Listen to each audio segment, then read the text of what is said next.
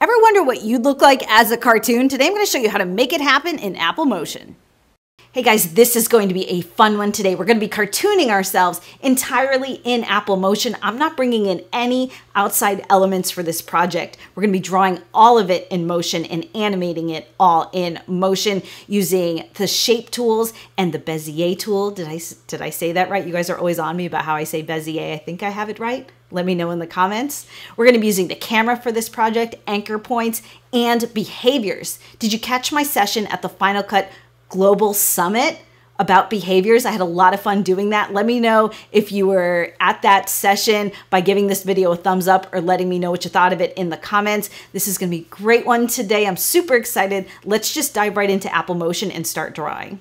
So the first thing we're going to do is hop into Apple Motion, and it's really important that we start by adding a camera to our project right from the outset, because we want to work in 3D. The next thing I'm going to do is draw a shape for my face. I'm going to make it kind of a skin tone. And then what I like to do is head on over to geometry and convert a oval like this to points, and that actually lets me change the shape of my oval so I can get it to more of a facial shape. All right, now that we've done that, let's again use that circle tool to create our eye. So I'm going to start by creating kind of an oval sideways, and then again convert it to points so I can change the shape of that a little bit. Then I'm going to create an iris here, make my eyes nice and brown, and set them into the eye socket. Now I'm going to use the paint stroke to draw kind of like a lash line, and I'm going to turn off the write on behavior because I actually don't want this Bezier to write on. I just wanted to be able to draw that shape in that way. So make sure you turn off that behavior. And now I'm going to draw a triangle here, a little narrow skinny triangle. And I'm going to turn off the outline and turn on the fill to make it black. And then I'm going to duplicate that paint stroke I made. And then what I'm going to do is change the outline from solid to image. And then I'm going to drop in that little teeny triangle as my source.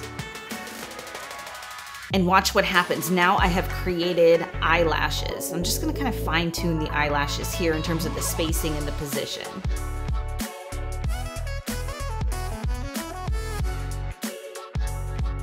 All right, that looks good. Now I'm gonna add an eyebrow. And I've drawn it in with points. I'm gonna make it brown, but watch this. I'm going to head on over to geometry and I'm going to pump up the roundness of that brow, so it's not so square looking. And I'm going to change the start cap of that eyebrow to square. And then to get kind of a pointy taper at the end of my eyebrow, I'm going to change the end point to arrow, and I'm going to adjust the arrow width so that it just really comes to a point. Now, I'm going to take all of those elements and I'm going to group them. And I'm going to label this left eye. So in this project, I'm going to refer to the screen left eye as the left eye and the eye that is screen right as the right eye, just so we can keep things straight. All right, now that I've made that group, I'm actually going to duplicate it because I want the exact reverse for my right eye. So once I've duplicated it, I'm going to head on over to filters. We're going to go to distortion, and I'm going to select flop. Now the thing about duplicating the eye that gets a little bit complicated is that when we move the copy of the eye, it goes in the opposite direction in which we would expect. So I'm moving this X value on the position up, so you think that the eye would go out toward the right, but it's actually going backwards. Now we need to remedy that at this point because we're gonna be adding other movements to our character later, and then that one eye is gonna be moving independently of everything else if we don't fix that now. Let me show you how to do that. We need to switch this eye from 3D to 2D. So I can do that by just hitting this little layers icon here, and it's flattened our eye into a 2D project. And I know that because if I select a group here in my inspector, we can see that it's 2D. Or if we bring it back to 3D, that layer comes back there. So let's try that again, make it 2D, and we're gonna need to reposition it manually. And now you can see that when I move it on the X value, it goes in the direction I would expect instead of the opposite. And now I'm gonna group these eyes together as one group called eyes and collapse the group. Now I'm gonna draw myself a nose kind of freehand with that paint stroke. Again, I'm gonna turn off that write on behavior. And then to get the color of this nose perfect, I'm going to grab the same color as my face, but then I'm going to darken it up in my color tool.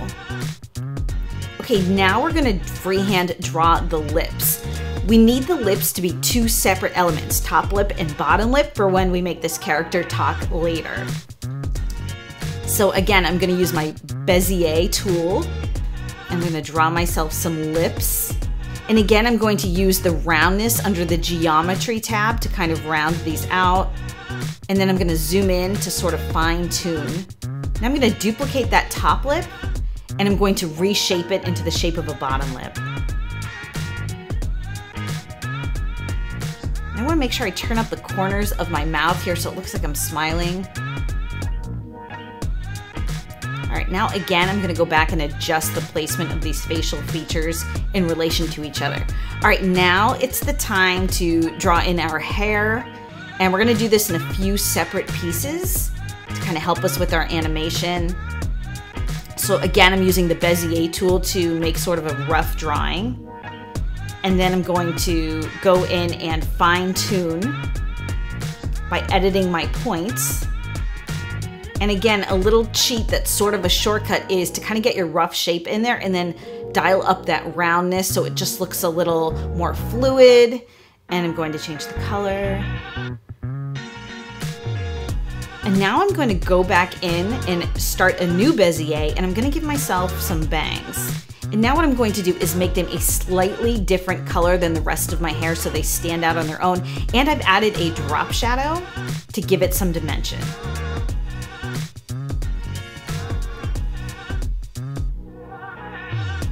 All right, this last one here is going to be the back of my hair. So I'm just gonna rough out a really simple shape. We're not gonna see this too much. I'm gonna make it darker than the rest of my hair, and I'm going to layer it in my project pane behind my head. And then I'm going to draw in a neck, and then I'm going to add a drop shadow to my face so that you can see the definition between my head and my neck.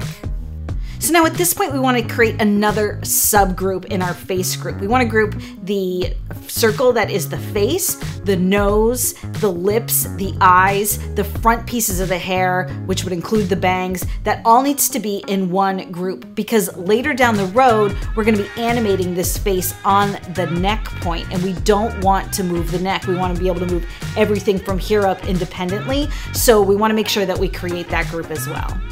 Okay, so we're done with the head. The next thing I'm going to do is turn off that entire group because now we're gonna focus on the body. So again, we're gonna use that Bezier tool. And what I'm going to do is start drawing in my shirt. And I'm going to be wearing long sleeves, but I'm going to draw a short sleeve shirt because I actually want my arms from the elbows down to be a separate element. It's gonna help me animate later if I break this up into separate pieces. All right, so we've got the short sleeve shirt ready here. Now I'm going to draw in my arms from the elbows down. These are gonna be separate elements. If you wanna animate the arms, this is really important to do. Let's make my shirt blue. Now let's focus on the pants. I'm just gonna draw on some really simple like blue jeans. I'm not gonna worry about my feet here. I'm gonna be cut from like, let's say the calf up in this shot. So we're just going to bring the ankles of the pants down past the end of the frame. I'm gonna draw in a few details on these pants, make them look like jeans. And I want the top of the shirt to come over the pants, so I'm going to reorder them in my project pane so the top of the shirt covers the waistband of the pants. Okay, now I have to draw in the hands. This obviously is going to be the most labor-intensive part. It's kind of finding a balance between the length of the fingers, the distance between them, how round they should be at the tips or how pointy.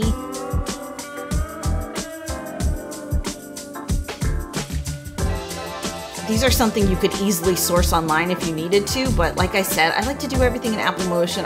It's like, you know, people do adult coloring books. For me, this is like my adult coloring book. I don't mind doing any of this at all. I'm gonna layer that hand under that sleeve, and I'm going to duplicate it and rotate it around so it matches the other arm. And I'm going to label all of my groups. I'm going to make sure I group those hands and those forearms together in two separate groups, one for left arm, one for right arm. Now let's turn on that head and reposition and resize everything so that everything looks in proper proportion. All right, now we're gonna get a little more complicated because I've got my head and my body all laid out, but what I need is parts of my head group to be in front of my body group and other parts of that head group to be behind the body. So how do I do that? This is where the camera comes really in handy. I'm gonna take my hair and I'm going to bring it forward in Z space, meaning it's going closer to the camera. So it's actually gonna come in front of the rest of the body, even though in the project pane, my body is on top of my head. And this way my neck and the back of my hair is still behind the body, but just those front hairs are in front. Now the last thing I need to do here is just change the color of my hands to match my skin, and we're done. Okay, now that we've got our face and body illustrated, let's start with the animation process. The first thing I'm going to do is make the eyes blink. So let me show you how to do that. So I'm going to drop down my face group and I'm going to zoom way in on my canvas and let's focus on that face. So the first thing we need to do is create the look of the closed eye. So what I'm going to do is make sure I'm in my face group and I'm going to take the circle tool again and I'm actually just going to draw a circle right over that left eye and I'm going to make the fill of it match the skin tone. And I'm going to place it so it's totally covering the eye. Then I'm going to go into my eyes group, drop down. This is why we want to stay super organized. Drop down on that left eye. And I'm going to take the paint stroke here and duplicate it. And then I'm going to drag it up to the top of my group above my circle. And then I'm going to rotate it so it looks like a closed eye. And then I'm going to group these two elements together. And I'm going to call this closed left eye. And then I'm going to duplicate that group. So now we have two versions of that. And I'm going to bring it over to the right eye. And we're going to rename this closed right eye. Okay, and then we're going to group these two closed eyes together. And we're going to call it closed eyes, obviously. And now on the closed eyes group, so both of our closed eyes, we're going to add the oscillate behavior. So you can find this behavior if you head on over to your library and hit behaviors at the top of your library, and it is under parameter. Personally, for me, I like to go right to the top center of the screen where the behaviors live, go to parameter, and we're going to select oscillate. Now, what does oscillate do? Oscillate, you think of a fan probably, that it's like kind of rotating back and forth. But what oscillate really means is to kind of ping pong between two values. So we're not really going to be working with the rotation on this the way you might think, but we are going to be oscillating between two values on the opacity. So what I want to do is go over to my inspector. I'm selected on the group of closed eyes that has a behavior applied. I'm going to hit behaviors, and I'm going to, on the apply to line here at the bottom, hit the drop down properties. We're going to go to blending and we're going to go to opacity. Now you may have noticed that once I applied that behavior to the opacity, her hair jumped back behind her shoulders. Do you see that? So what's happened here is I actually need to flatten this group and just make this individual group of closed eyes 2D, and her hair has bounced back in front of her body. All right, so we've got her hair where we need it to be. And now you can see that I've got this curve pattern to my animation line here. So what's happening is that her eyes are sort of dissolving from closed to open and back again. That's not really the way that someone blinks, right? It doesn't kind of happen gradually like that. So what I'm going to do is head on over to behaviors, and we're going to go from the wave shape of sine and change it to square. And now if you look in my keyframe editor, now we're just oscillating between eyes closed and eyes open, which is what we want. But if you look here, her eyes are closed for quite a long time, then they're open for a while, they're closed for a long time, they're open for a while. It's not really how people naturally blink. So we're gonna make some adjustments here in our behaviors field to our oscillate behavior. So the first thing I'm going to do is dial up the speed. Now keep an eye on my keyframe editor. Now I get a lot more action.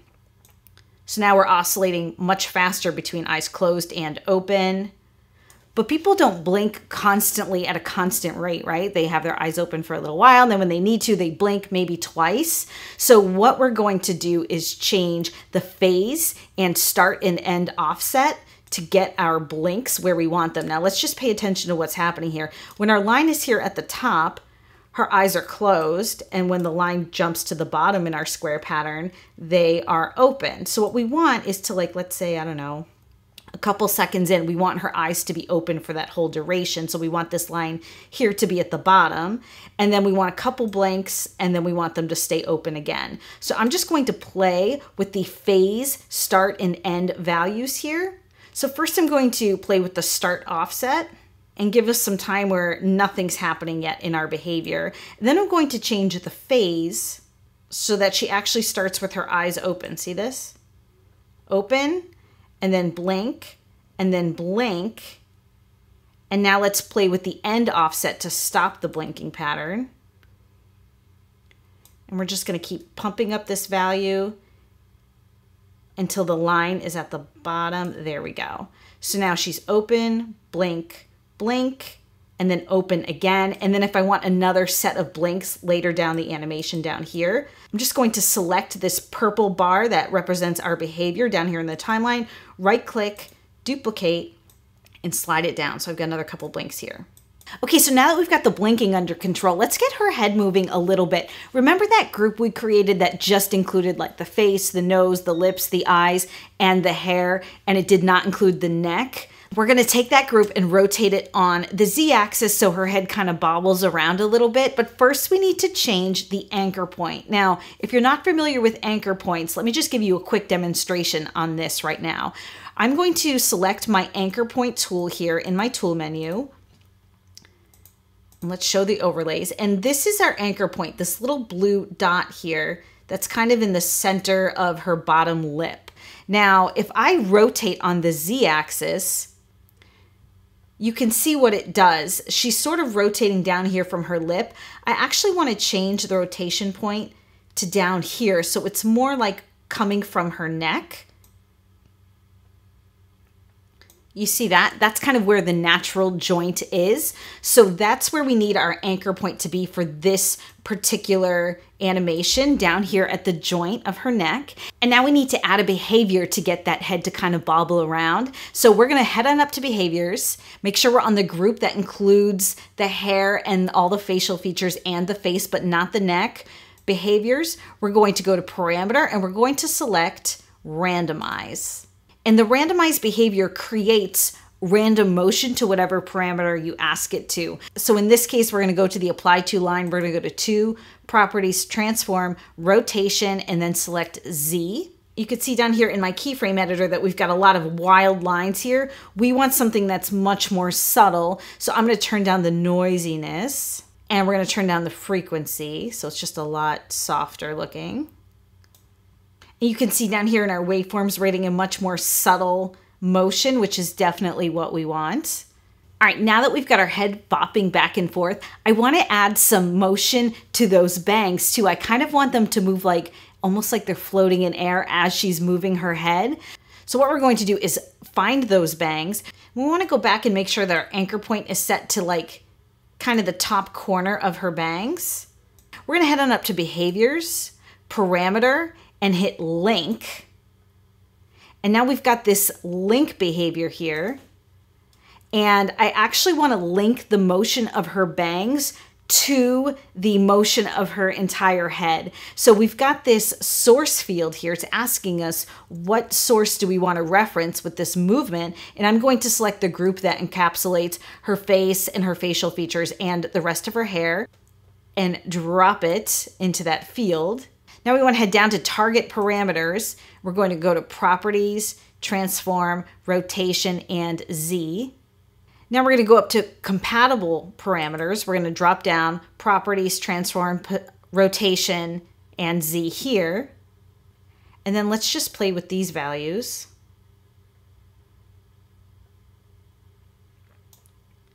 So we can see that those bangs are sort of moving in tandem with her hair, but also a little bit independently as well.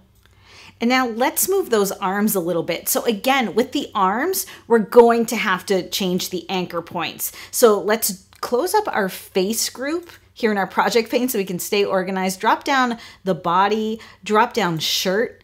And now we've got our left arm, which is this one here, and our right arm, which is that one down there. And I'm just going to use these arrows, the red and green arrows, to make the anchor point the elbow, right? The natural joint. That's where she would be moving. And then again on this right arm, let's change that anchor point as well. And now let's focus on that left arm. I think I want to have her kind of wave. So again, let's reach for that oscillate behavior. We're going to go to behaviors, parameter, oscillate. We want to apply it to properties, transform, rotation, and Z. And you can see down here in our animation path that we're getting a very dramatic movement here. I'm going to reduce the amplitude so it's much more subtle. And then let's work with this right arm here. And so this one, I'm going to do something a little bit different. So her right arm is going to have like a slight wave to it, and her left arm is going to drop more to her side and move more forward and backward in space. So let's make sure we're selected on the right arm in our project pane. Head on over to behaviors. We're going to go to parameter, and we're going to go to logarithmic. And we're going to go to apply to. We're going to go to properties, transform, rotation, and we're going to rotate on the Z value. And now we're going to cue up our playhead toward the end of our animation. Let's say down here. And let's play with that end value and make it a negative value here. So her hand is kind of rotating in. And so you can see what's happening down in our keyframe editor. The movement is going to start to happen fast and then eventually decelerate. Now I'm going to duplicate that behavior in our timeline. And this time I'm going to change the apply to from rotation on Z to rotation on X. And so the hand is kind of angling backward in space at the same time.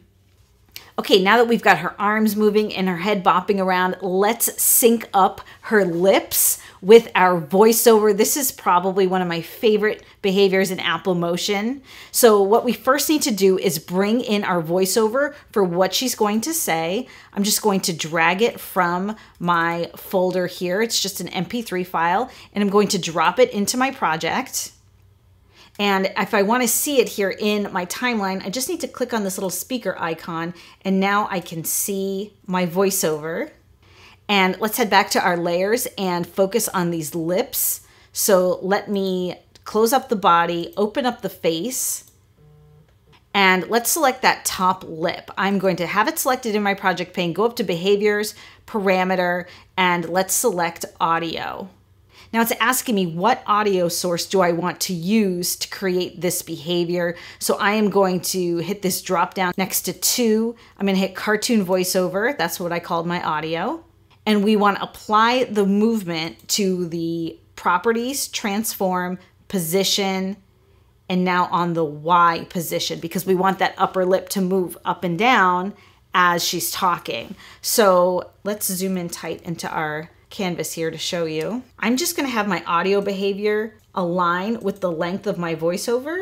And I'm going to play with some of these values here. I'm going to bring down the ceiling value.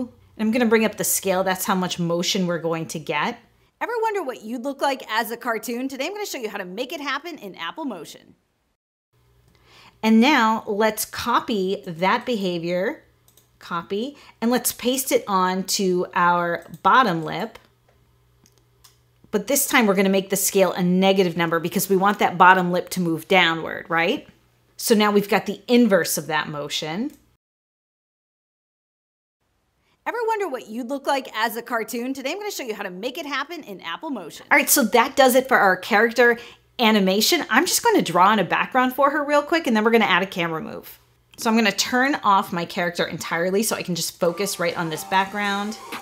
Guys, if you are enjoying this video, let me know by giving me that thumbs up, hitting that subscribe button, and ringing the notification bell so you never miss one of my tutorials.